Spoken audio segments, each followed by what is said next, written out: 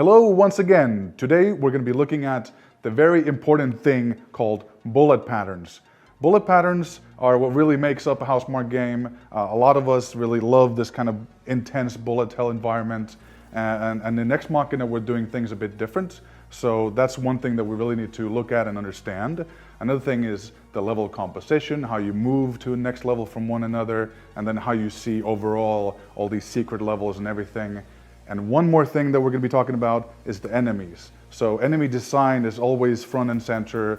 We've been making these kind of games for a long time, so we have a good understanding of what makes up very interesting enemy patterns. So that's really bullet patterns, enemy patterns, and then how the levels are made up. Let's go talk to our guy for more information.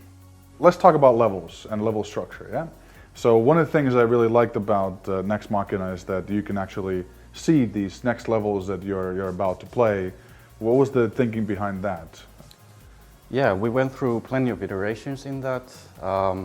We started off like having much more space in between levels, but we noticed that it felt much more interesting and immediate to always see the next level that you're about to go to. Right. And it made the world feel a lot more believable. And connected. Yes, exactly, yeah.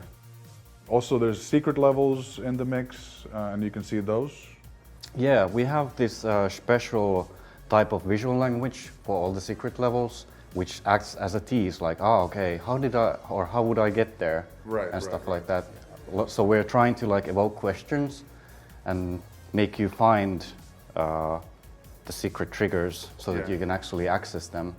So there's always this little hinting in the background, like, oh, this is the next level, and hey, what's over there? That might be an area that I haven't explored yet. So it makes you think and go back. What about the bullet patterns? That's a big thing. For example, in Resogun, there was a lot of different bullet hell elements. How does that work in Ex Machina? Is there any differentiation? We kind of figured at one point in this that we want each world to feel like its own place and provide very different challenges, because that makes it a lot easier to understand for the player. Like, okay, like whenever I go to a room and I see this turret enemy, I know what kind of beam it will shoot. It won't shoot bullets at one room and it won't shoot wavy bullets in another. There's always something that you can like count on.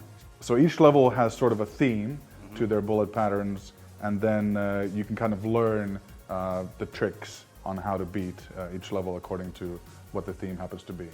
We figured that every single enemy needs to have a role and a place, and the clearer the role is, the easier it is to, for example, find out what we're missing in a world and what kind of gameplay we want to a world to include.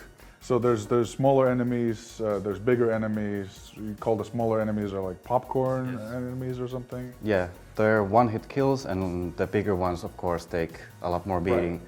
And for example, the shooting enemies, those provide a completely different gameplay as well, because it always pulls you to them, because they don't have to move, they can shoot you. So that always makes you go to them, and we can like sprinkle them in a way that like we're like making the player navigate and make his like own decisions, like, okay, do I want to take care of the shooting enemy now or later? Do you plan these, or do you just put a lot in there? Is it already that you have a lot of knowledge from past, or how does this come by? I would say like it's a mixture, because like you can never like do proper paper design. You always need to like actually see how it feels. So it's kind of intuition mixed with just testing a lot of combinations. Of course, we have our like own ideas about how things will work, but of course that's the main thing, that you need to have the patience to test them out and like see what they can provide to the overall gameplay. For example, when the turret shoots at the wall, it will split the room in two. Right. And so after that, divider. yes, after that you need to dash through the beam or take care of the turret and give yourself a bit more breathing room in the level. So it's like these micro decisions that you need to make in order to... So if you don't shoot the turret, you know you're going to have to dash through a lot. And if you shoot the turret, you can just run around, but you might have more enemies on your ass at that point, so it becomes more hectic that way. So there's always first decision, next decision, and so on. Then it's much more easier or satisfying for the player as well, because it's very apparent what's required of you in this situation. and the decisions that you make will become much more apparent. Whereas if you have 3 enemies of the different color, but they have the same silhouette and almost the same behavior, then it's kind of like... It's hard to approach. Yeah, you don't really know what's required of you or what the enemies are supposed to do. Right, so in the end, with let's say, something that may look less complex, we get a lot of straightforward complexity.